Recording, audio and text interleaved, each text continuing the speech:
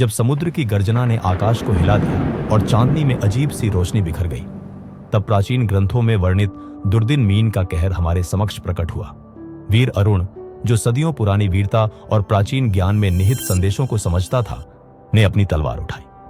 उसने ऋग्वेद के श्लोकों में छुपी चेतावनियों और महाभारत की गाथाओं से प्रेरणा ली। जैसे ही उसने सुनहरी पांडुलिपि में लिखा देखा, यदा जलस्तर उठे तब आघात आएगा, उसके दिल में साहस की आग भड़क उठी।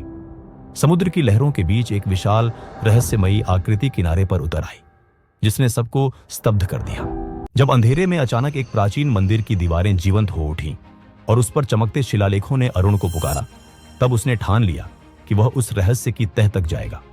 पुराणों और उपनिषदों में वर्णित कथा श्रृंखलाओं की तरह उसने जाना कि यह जीव केवल एक चेतावनी नहीं, बल्कि परिवर्तन का संदेश है। गुरु की रहस्यमयी मुस्कान की याद दिलाते हुए अरुण ने साहसपूर्वक उस गुफा के अंधकार में कदम रखा, जहां हर दीवार पर प्राचीन मंत्र गूंज रहे।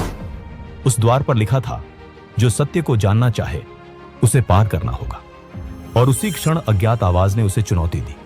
और फिर जब अरुण ने उस रहस्यमयी द्वार को पार किया, तो गुफा के अंदर प्राचीन ज्ञान की लहरें बहने लगी। दीवारों पर उकेरे प्रतीक, महाभारत और वेदों की कथाएं और उपनिषदों के संदेश, ये सब एक साथ मिलकर उसे यह सिखा रहे थे कि संकट में भी साहस और धैर्य का बल अपार होता है।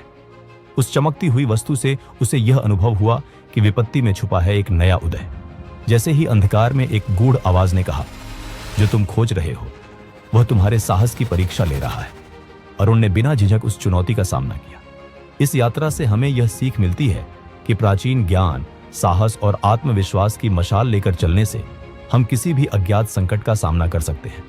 वीरता का अर्थ है डर को मात देकर नए सत्य की खोज में निरंतर अग्रसर रहना।